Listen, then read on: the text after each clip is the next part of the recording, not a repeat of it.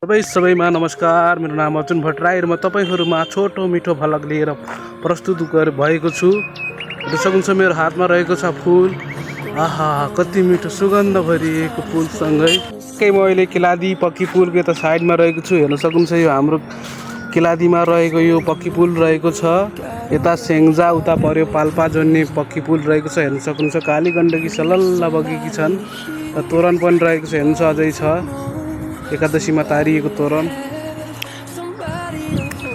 यस्ता रुखहरू रहेका छन्। राम्रो छ है। ल है त गाइजहरु म ठ्याक्क अहिले किलादीमा रहेको यो पक्की पुलमा आइसकेको छु। हेर्नुस् है त। आहा कति राम्रो छ त दृश्य। लास्टसम्म हेर्नु होला भिडियो। किलादीको दृश्य पवित्र गंगा काली गंगा सलल्ल बगेकी छन् तल हैन त।